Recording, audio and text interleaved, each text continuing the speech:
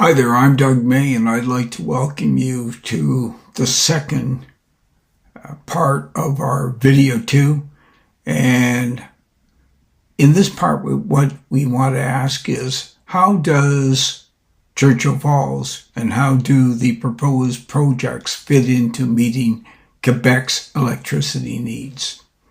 Okay, so let's get started. So where does the existing Churchill Falls plant fit into the Quebec picture? Well, it has a smaller rated capacity than Robert Bourassa Dam. That is, its capacity is 5,428 megawatt hours compared to Robert Bourassa's 5,616 megawatts per hour.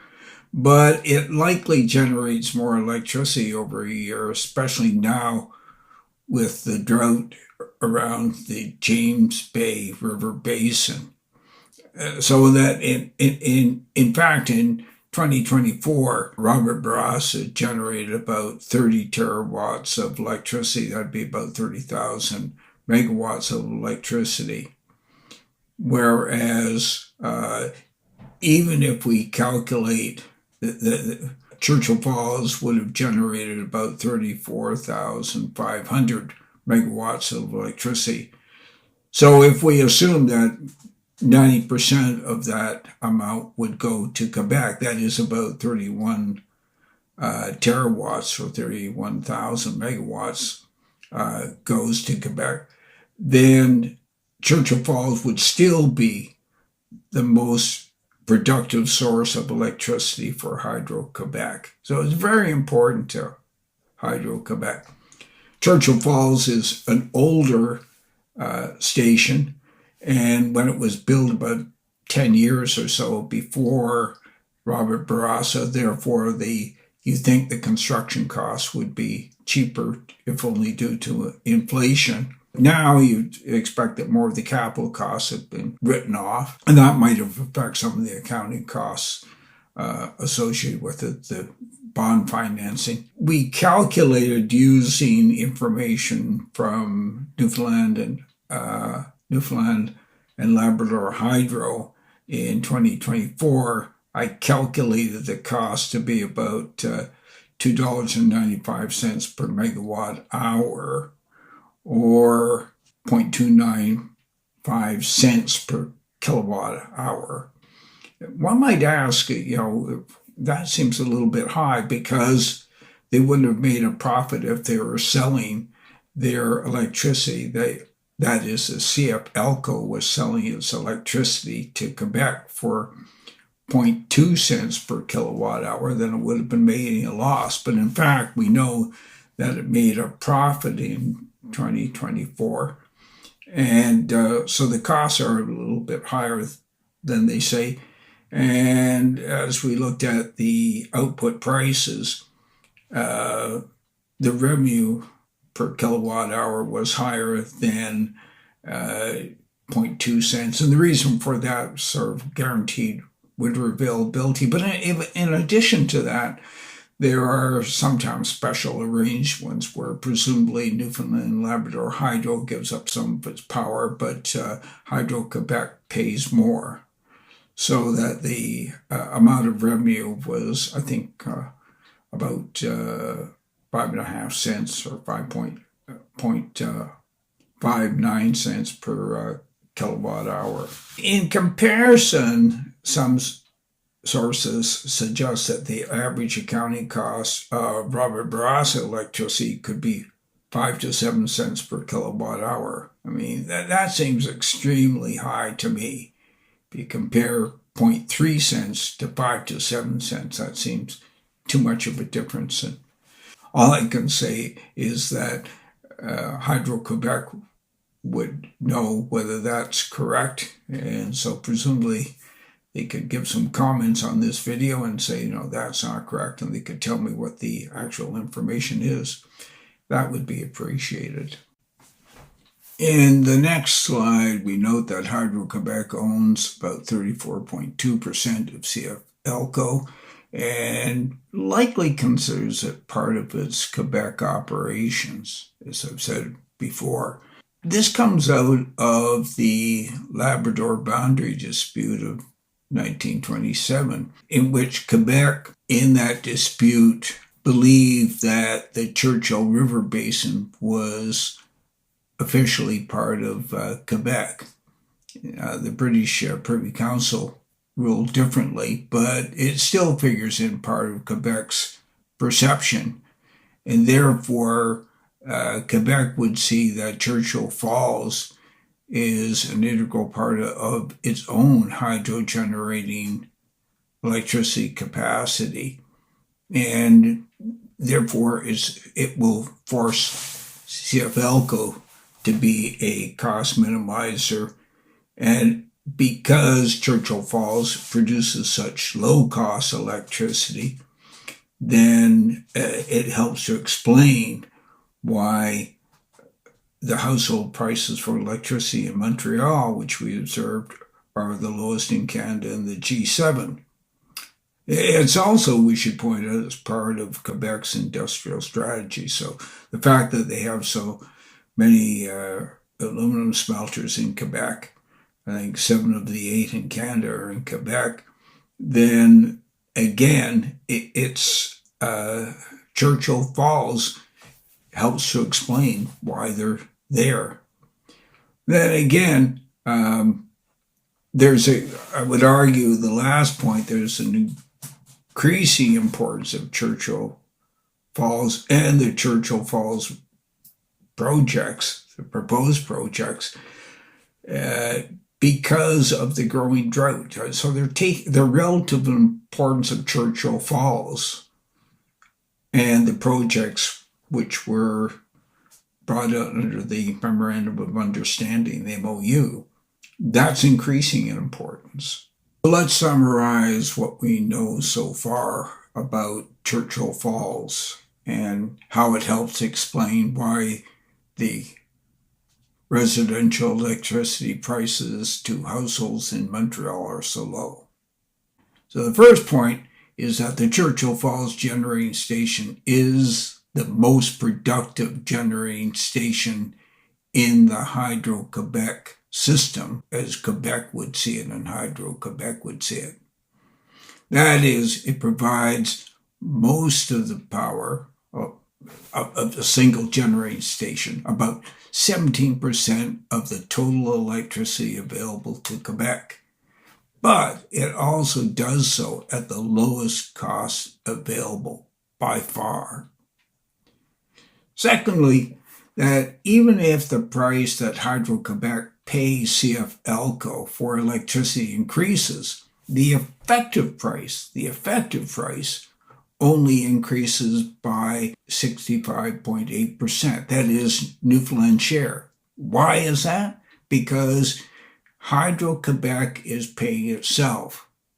And in some of the videos I've seen by Newfoundland and Labrador Power, that doesn't really come out. And so they give you the price that CFLCO is going to come back. So what from Hydro-Quebec's perspective? Because they're owner. Thirdly, the relative importance of Churchill Falls electricity to Quebec is growing, and it will continue to grow as the drought increases or the demand for electricity in Quebec increases. And it's certainly going to increase.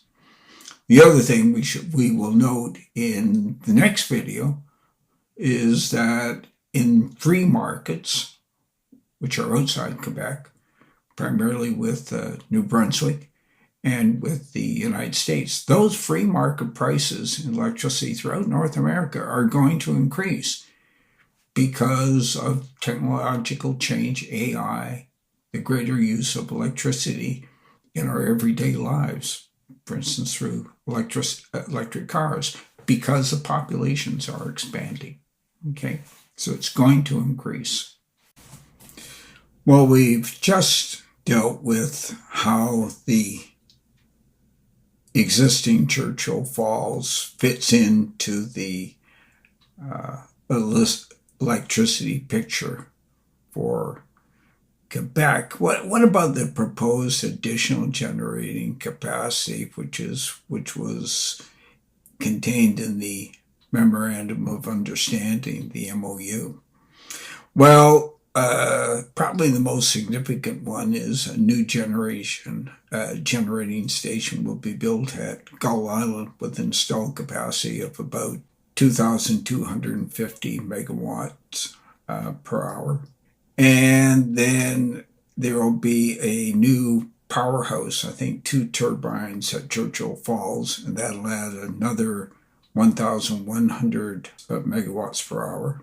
And then there will be an upgrade of 550 megawatts per hour. And then, of course, taking Gull Island, connecting out to the grid will be new transmission lines to be paid for by Newfoundland and Labrador Hydro. What we have not been provided with, however, is what's the actual expected generation. And that becomes a little bit difficult, I suspect, because it will be on demand, and they may use it for peak loading periods, in the summer, in the winter, when they'll be running additional power through Churchill Falls in any event, because that's when it's demanded. So we've got the capacity, but we don't have the generation, which we saw for Churchill Falls can be 2 quite different things. Nor do we know the associated prices for each of these electricity projects. Maybe they'll be the same. Maybe they'll be different. And the prices which we're given for existing power, which people have talked about, are fixed annual prices. What Hydro-Quebec is promoting, both for households and for businesses, and certainly what they engage in the free market, particularly in the U.S. market, is dynamic pricing, which can vary, of course, the time of the day, but it certainly will vary on the time of the year when the power is needed, going, as we've seen, going up. And what I'll talk about in the next video is they've gone up very substantially over the last year during the peak periods. We have not been given estimates of the annual costs associated with these projects. So you say, this is the total cost. Well, when are those costs going to occur? And when you're doing capital budgeting analysis or cost-benefit analysis, taking into account the various time periods, that's extremely important. The bottom line is capital budgeting or cost-benefit analysis cannot be applied. Full stop. So the analysis which you would need in business or in the public sector in order to make a sound decision is not available. Once again, as it's no secret, as Legault has said, Premier, these projects will provide long-term, much-needed cheap power to Hydro-Quebec, therefore its domestic customers. Without it, prices in Quebec for electricity would have to increase by much more than would be the case than if they can get these projects in place. The issue then becomes, how quickly can you get these projects in place? And what Hydro-Quebec and Newfoundland and Labrador Hydro are advocating is a very aggressive construction project timeline. By the time they're actually commissioned and come on board, it'll be quite a different world from the one which we're living in now.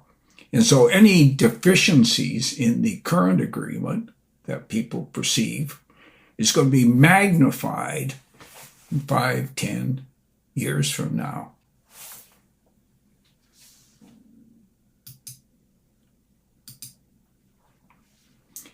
Well, in this next slide, I'm coming down to economic analysis, and I just touched on it.